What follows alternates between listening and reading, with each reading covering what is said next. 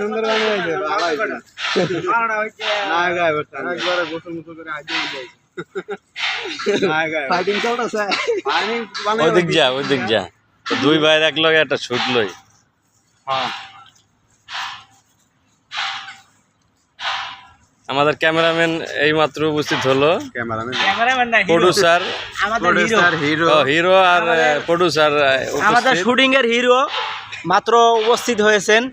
আমি এখানে থাকি, শাকিব খান।